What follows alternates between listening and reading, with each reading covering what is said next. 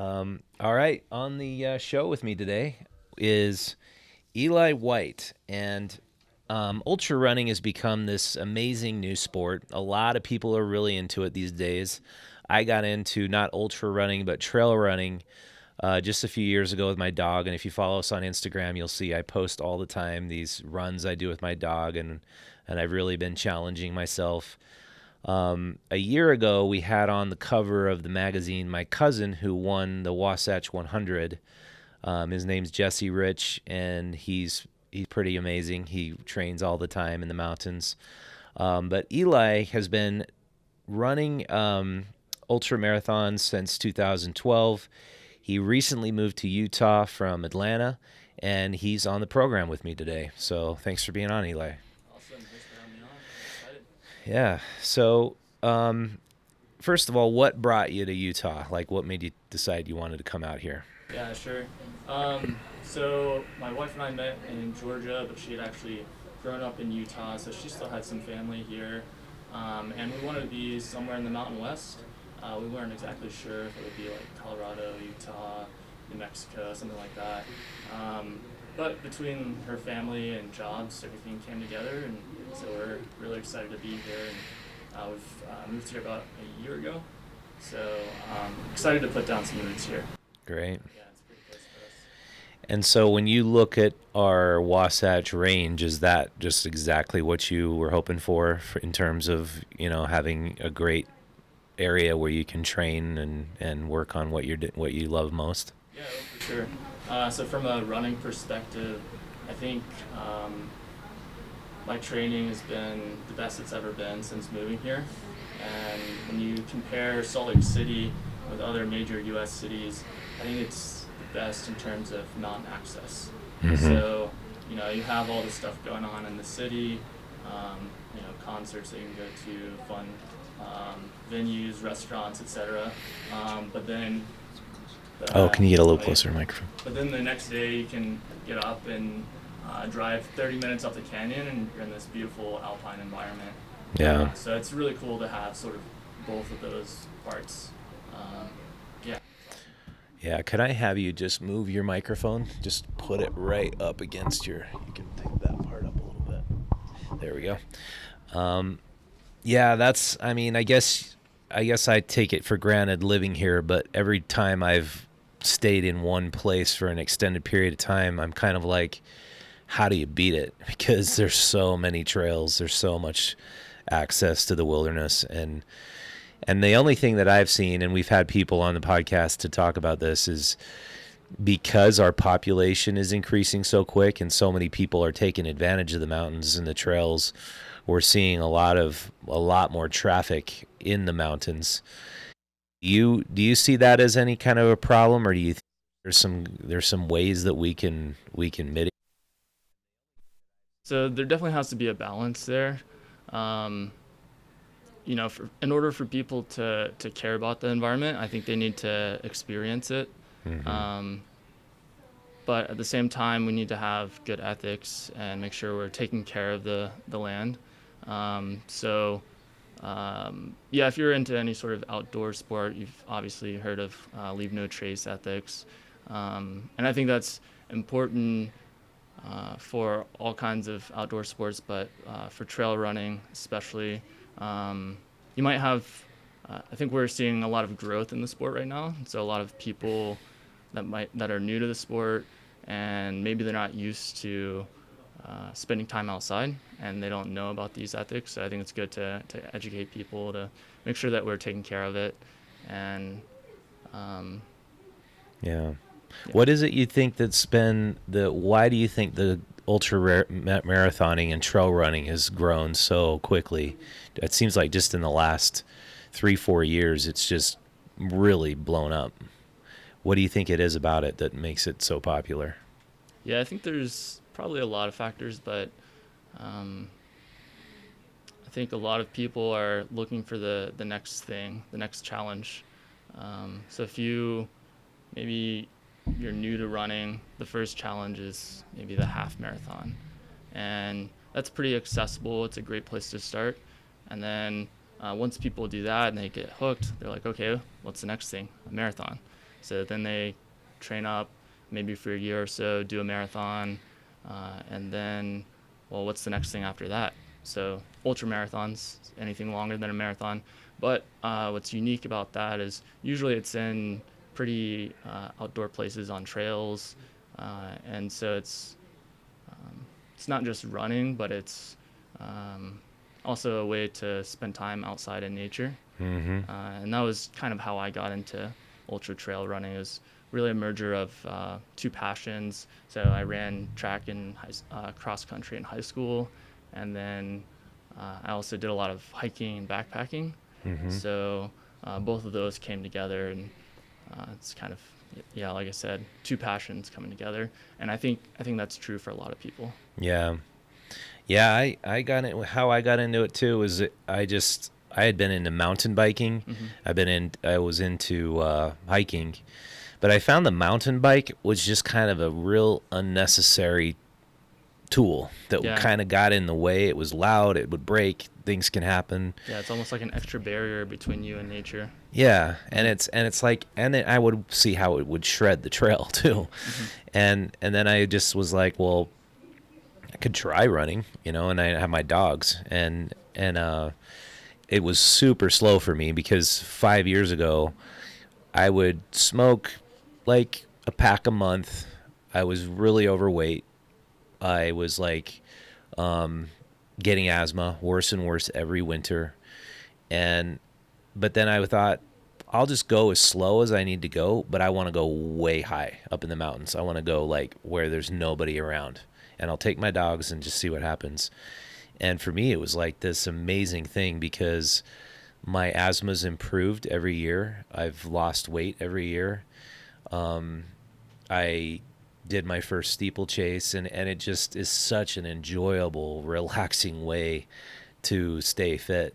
And I just absolutely love the sport. I just think it's just amazing. And I think the hard part about it is managing the growth of the sport and managing the traffic on the trails so that many more people can enjoy it. And so you work at Salt Lake Running Company, is that right? Yeah, that's right. I'm the sales department manager, and then I also do the trail running clinic that we started this past year, or Cool. earlier this year. What's that clinic all about? So it's a 4-week clinic. We go over different techniques and then ways to stay safe while you're out there running on the trails. Mm-hmm. And I think it's a really good entry point for people who might have a running background, but they're not as familiar or experienced with trail running. Yeah, I think my biggest hurdle has been understanding the diet and physiology aspect of it. When you're a beginner and you need the fuel to get yourself 5 miles and 2,000 vertical feet up the mountain, what is the most common like beginner mistake, and how can you help yourself have the energy you need to get up there?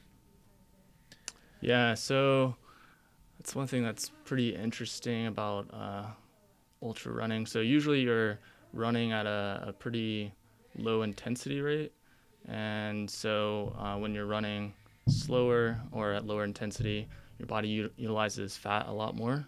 And even really skinny people have plenty of fat storage on board to last for days at a time.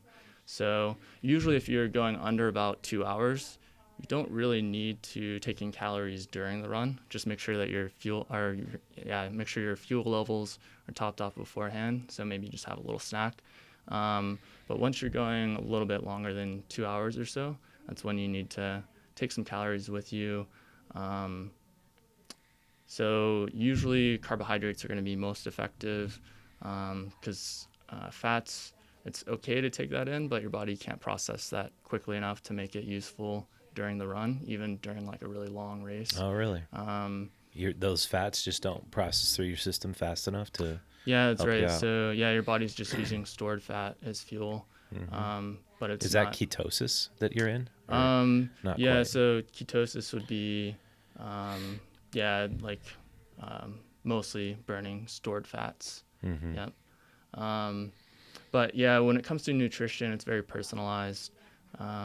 So there are some rules of thumb. So most people do well on anywhere from about 150 to 300 calories per hour. Depends a little bit on your effort level, your body weight. So like larger people can usually process a little bit more calories than like really petite people. Um, but So for example, when I did the steeplechase race, my calf muscle just mhm, completely seized up right near the top when it got to the most intense. mhm. What could have I done to prevent that from happening? Yeah, so there's a lot of different. It's pretty complex, the neuromuscular system. Um, so some people will say taking in salts. There might be some sort of um, maybe sort of central governor function when it comes to salts, but from a strictly physiological standpoint, your muscles should have enough salt to function properly. Um, so from that standpoint, you probably don't need to take in much salt.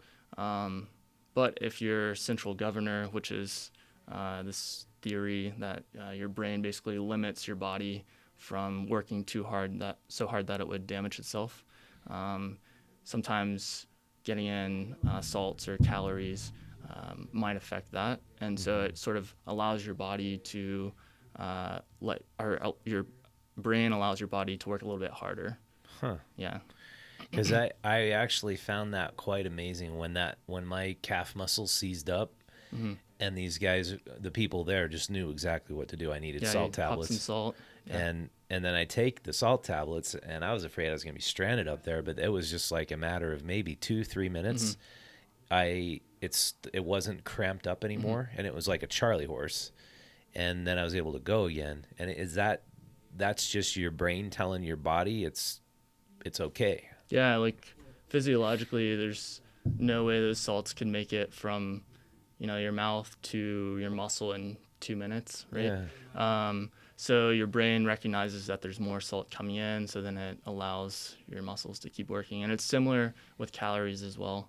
Um, so if you've heard of bonking or hitting the wall, Mm-hmm. um, so bringing in some calories can help push that wall back a little bit farther, and it just kind of tells your brain, hey, it's okay. There's calories coming in, so you can use some of these stored up calories. Um, yeah, it's pretty fascinating the role that the brain plays That's in cool. That's in called your running. central governor of your Yeah, brain. yeah. Huh. That's interesting. So like if you've if you've run a steeplechase, like my buddy who I did it with, he'd run it the previous 6 years. It was almost like not that big a deal at all for him, and he Hmm. hadn't even trained that hard for it. And he was waiting for me for an hour at the finish line after I finished. Is it just building that brain, that circuitry up to make your body understand and your brain to understand that that's something you can deal with? Yeah, there's a little bit of both in training. So um, obviously in training you can increase your muscles capacity to do work. Your muscles can become more efficient at burning calories, so that you can run farther and they can function for longer. Um, but yeah, the brain definitely plays a big role in that as well. So when you're training, you're not only um, increasing your physiological abilities, but also sort of training your brain to not really like freak out when you go do some really long, crazy run. And Mm-hmm. so, kind of the more training stimuli you have where it's not super harmful and damaging to your body, usually your brain will let you go a little bit longer or maybe faster next time. So you're Yeah. just like constantly building.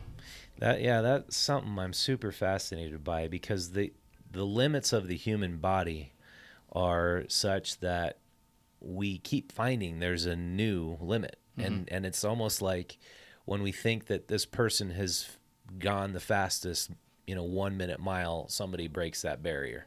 And we think somebody's gone the fastest ultra marathon, somebody always breaks that barrier. I mean, are we basically just training our minds and bodies that there really is no limit that we can't accomplish as long as we just keep working at it? Yeah, for sure. I think that's something that's really interesting in any sport, but especially ultra running.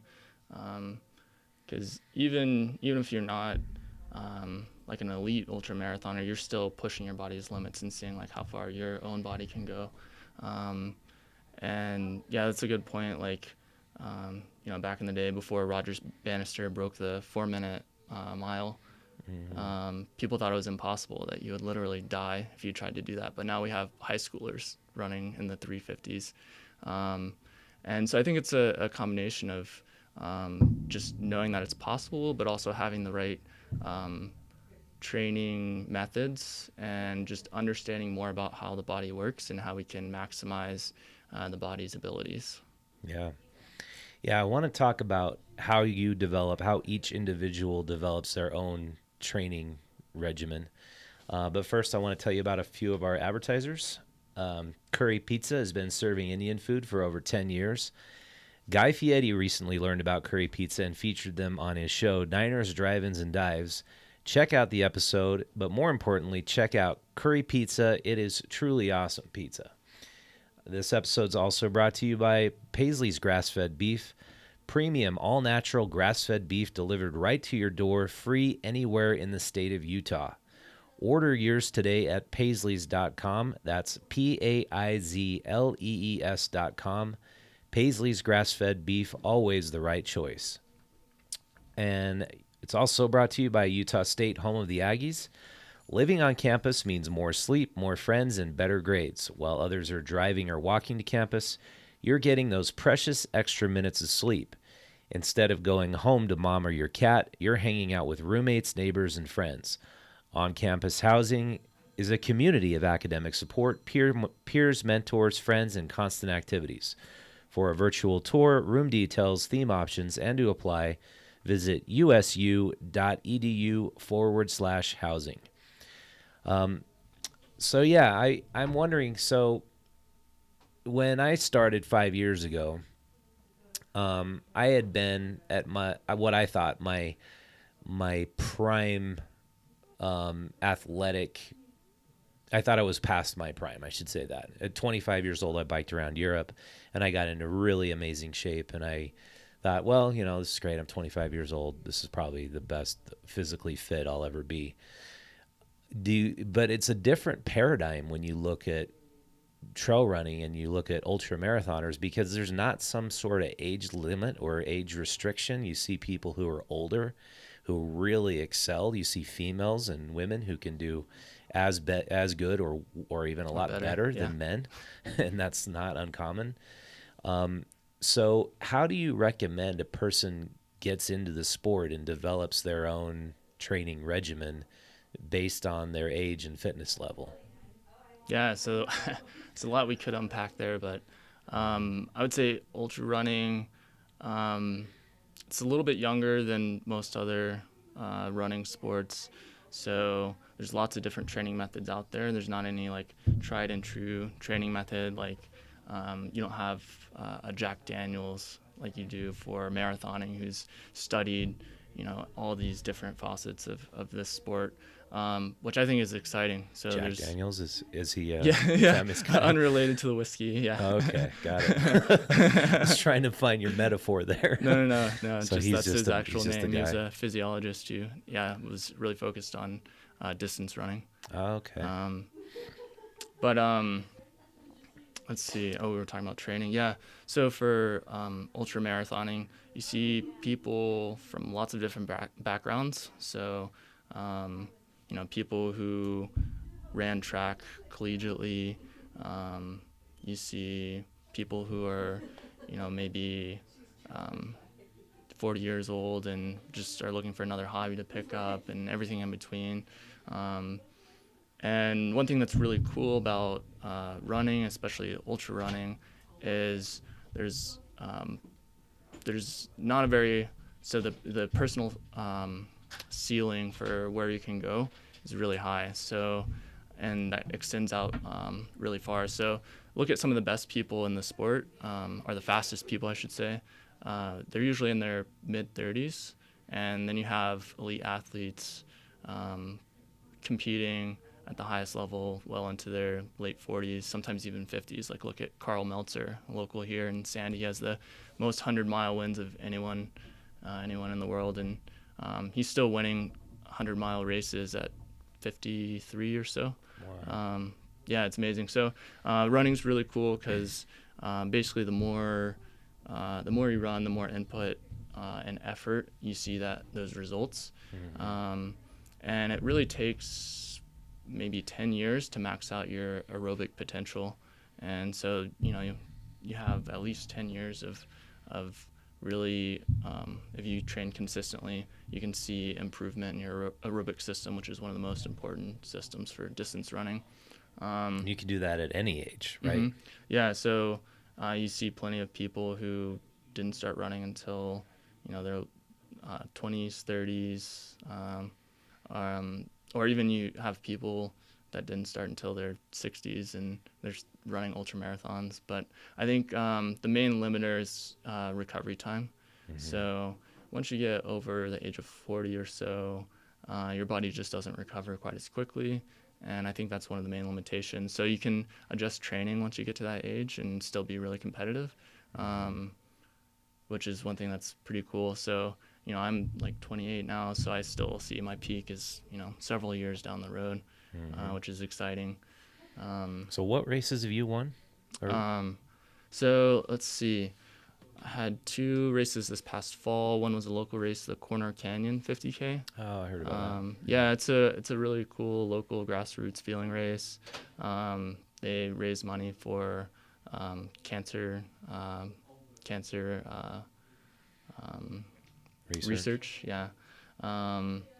And so, I won that one and then went to the North Face 50-mile endurance challenge in California. Oh, did you? Yeah.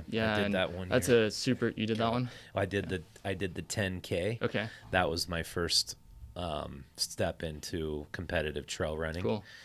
And that kicked my ass. Yeah, I like their so series because they have like a wide range of distances, and so it's easy. It's accessible for people just getting into the sport, and then like they can see people running different distances and have like goals to shoot for.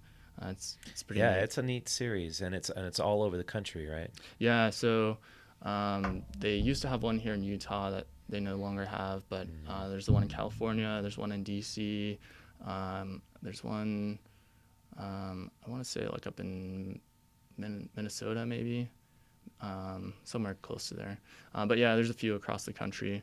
But yeah, I went and did the 50-mile race there. That was last month, and it's usually the most competitive 50-miler in the U.S. And so I was really stoked to get 10th place there. Nice job, man. Yeah, it was fun. It's really pretty trails out there. Yeah.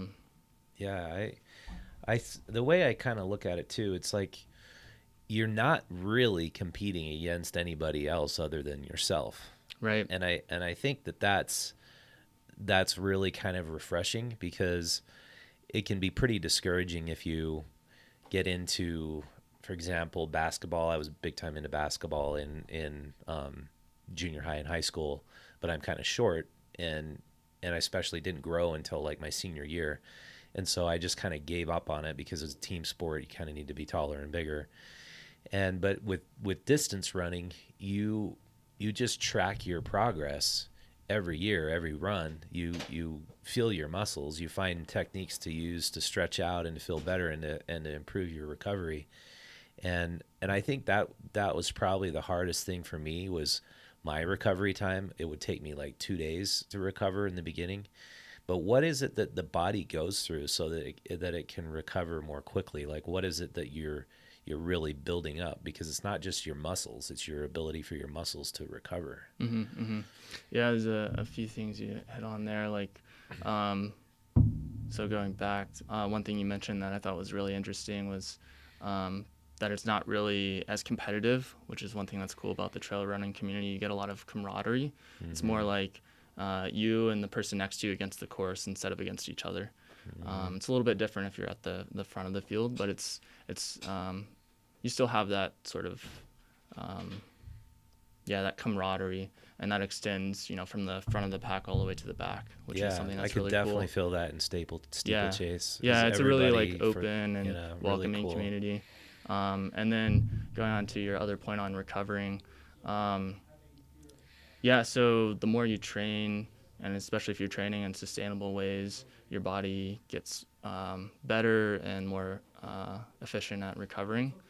And so there's probably a lot of different ways that can happen. I don't even know all of them, but one is like increase of the density of capillaries in your muscles. So those are the small blood vessels that are transporting oxygen and nutrients to your muscles and other structures as well.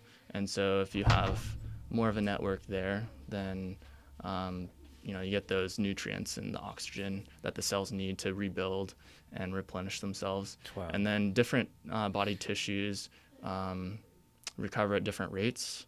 So muscles are usually one of the quickest because they have the most blood supply, but ligaments and tendons take a little bit longer because there's not as much blood supply.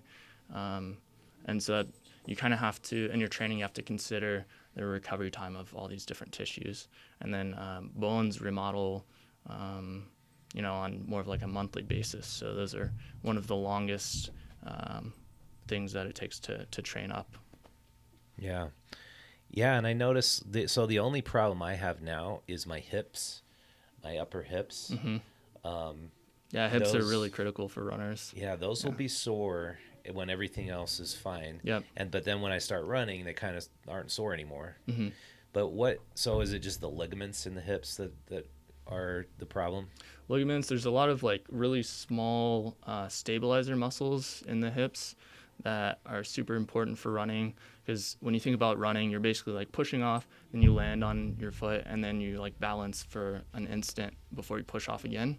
Mm-hmm. So those stabilizer muscles are working a lot, and when you're running, you're mostly just going in one direction, whereas in other sports, you're moving side to side and working those muscles a little bit more. So it's easy to neglect those small muscles, even though they're really important.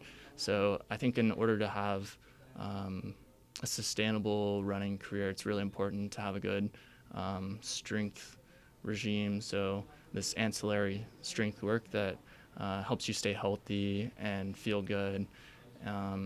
And for me and a lot of other people, the hips are really critical. So doing like Pilates type movements, clamshells are really good. Lots of core exercises, planks are awesome. But having some sort of regular strength workout that you do once, maybe twice a week, goes a long way for preventing injuries in running. Got it. Huh. So there's flexor muscles, there's ligaments, there's joints and there's everything in your hips, right? Yeah. So I guess that makes sense. I don't do yoga or Pilates, but I do I do a real heavy stretch this way. Okay. Where I'm pressing against this leg with my elbow and going as far back as I can, and then I'm doing the same thing that way. Are there more specific stretches that people can do to extend the longevity of their tendons in there? Yeah, so I would say strength and mobility are a little bit more important than flexibility for runners.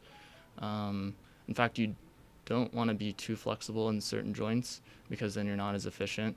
Because like your calves and Achilles work is sort of rubber bands storing up energy when you're running, and then they release it, and that's free energy that doesn't take, your muscles don't have to work that much harder to utilize that type of energy. So you don't want to be as flexible in your calves? In certain places. Well, so your calves do need to be flexible, but the muscle and ligaments and tendons need to have elasticity. Yeah. So they and that's need to more important than flexibility. Yeah. That might not be the best example, but that specific joint. But I would say taking your joints through their full range of motion helps a lot with their longevity. Because there's actually like fluids in your joints, synovial fluid, that lubricates the joint. Synovial fluid? Yeah. Is that with an S? Yeah, SYNOVIAL.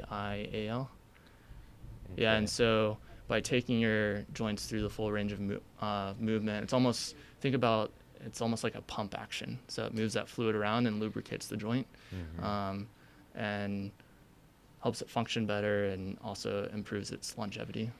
What do you think about glucosamine and fish oil? Like, do those really help, or could it go either way, whether or not you take them, or any supplements, I should say? So I think it's, I don't want to overstep my knowledge here on this, but I would say if you have a deficiency in something, supplements could help. Like iron could be an example. That's one that affects a lot of runners. But you don't really want to take iron supplements unless you know you have a deficiency, because if you take too much iron and your body's not able to process it, it's actually bad for you. But I think usually what I focus on is just eating a well-rounded diet and trying to make sure that I get enough vegetables, so I get all the nutrients that I would need. And I usually think of food as sort of parallel to my training, and making sure that I eat a broad variety of types of food to help get all those nutrients that you need. Do you avoid carbs? No, not at all. Really? Some people do in ultra running. You'll see people talk about like the ketogenic diet. Yeah. Well, you're already so lean, so I don't suppose that you're not trying to keep weight off, right? Or yeah, not really. And some people, even if they're lean, like Zach Bitter is a good example. He's a professional ultramarathon runner who practices the ketogenic diet. He does it more to become more efficient at burning fat as fuel. But I think you can do that just through training and going on longer runs, and your body just has to utilize those fats as fuel.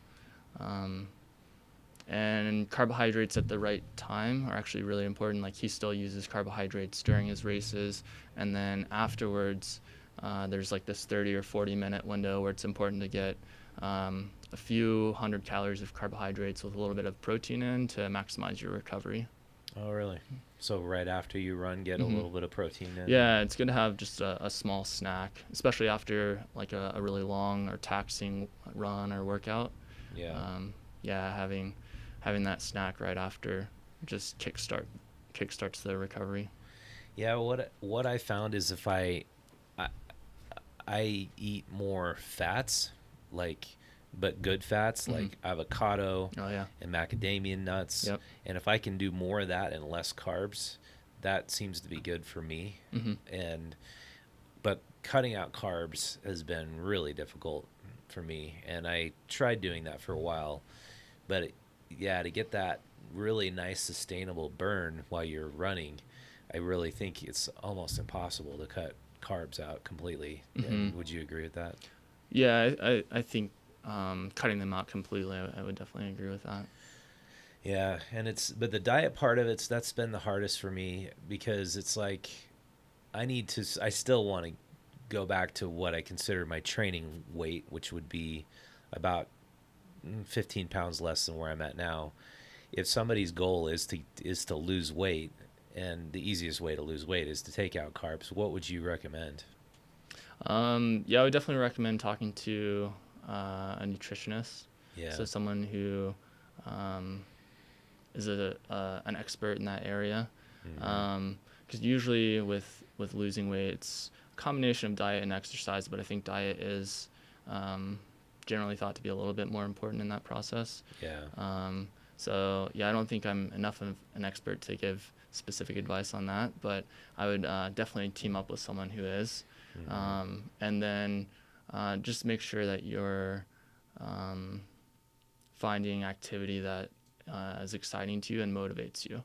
Yeah. And as long as you have, different people like different types of activity, but if you find the one that's interesting to you, then you don't really have to worry about scheduling it. The motivation comes a lot more naturally that way. Yeah, I totally agree with you, because when you're going to the gym and you hate it. Yeah. It's so hard Yeah. to How keep long are you that going to up. keep that up? Right. And Not I very just long. never liked the gym. It's Yeah. just like I love nature. I Mhm. love hanging out with my dogs, and it's just the perfect thing for Mhm. me. And I used to love cycling, but I'm not able to fit both things in because I'd rather be on a trail running than cycling. And my brother's the opposite. He loves cycling and he doesn't have time to trail run. So, Mhm.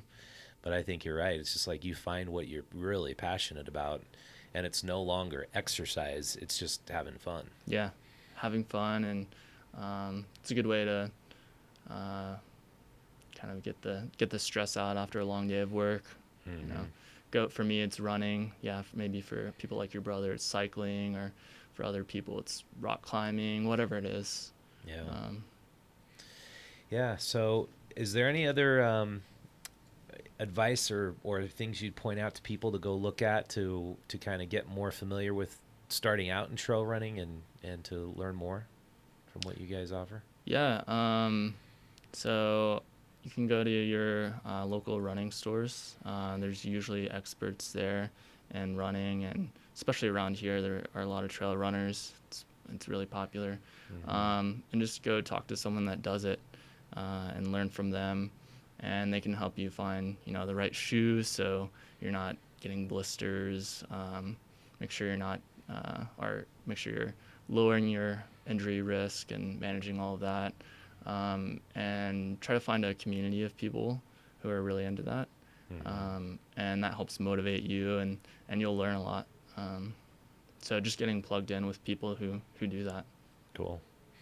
Yeah, and Salt Lake Running Company, they offer all that stuff. By the way, they're not paying us to say this. They're not sponsoring or endorsing this podcast. But yeah, I don't know if we were recording when I was saying it, but I like to have minimal footwear because I'm kind of into the whole idea that you should train your foot how to run, not rely on shoes. But is there a balance between the amount of cushion you have on your feet and the amount of support that you need that you found? So totally dependent on personal preference. At the end of the day, whatever fits your foot and feels most comfortable is going to work the best for you. So there's lots of research on, especially in road running, on these like posted shoes, and that's sort of that stability category is starting to go away a little bit in the industry, because the physiological research doesn't really support the idea that helps reduce injury risk. That's kind of been proven not to quite be true. And so the most recent evidence just shows that a shoe that you like that feels comfortable is the best bet for lowering your injury risk. Yeah. Well, cool. Well, thanks a lot for being on the show. Yeah, really thanks for having me. Yeah, it was fun chatting. Yeah, so I want to tell you about a couple more advertisers. Legends Pub and Grill is locally owned and serves fresh, wholesome, delicious ingredients. Legends features steaks, burgers, sandwiches, salads, and pizzas and calzones. They'll support any training regimen, plus they now offer gluten-free and vegetarian options, and they have 30-plus local craft beers. Legends accommodates all ages, and they have now 2 locations, downtown at 677 South, 200 West, and at Southtown in 10631 South Holiday Park Drive. And if you are watching this episode before the end of December, the last weekend of December before Christmas, come out to our Made in Utah Festival. It was our second to last weekend. It was amazing. We had a huge rush Sunday morning. Everybody wanted to try our special cider made from fresh pressed Utah apples, mulled with cloves and cinnamon and nutmeg, and it was just amazing, the turnout. We had all these kids, and Father Christmas was there telling stories, and then all these bands were performing, and all these people could shop locally for their Christmas presents. That's all at the Made in Utah Festival at the Gateway. Go check out madeinutahfest.com to see more information. We have festivals all year. So if you happen to have missed the Winter Fest, which I hope you don't, we'll have our Brewers Fest in May and then our Summer Fest in August. So with that, production assistance is provided by Vitali, and our production coordinator is Connie Lewis. And be sure to join our newsletter at utahstories.com to get all the information. And if you would share this podcast with a friend, we would really appreciate it. It's growing, and it's cool to hear from people. I heard from 2 people who enjoy the podcast just last weekend at our festival. And I'm super stoked that you guys are sharing it and giving us ratings and things on both iTunes and on YouTube. So I really appreciate that. Thanks a lot for watching. Until next time, this has been Rich Markosian signing out.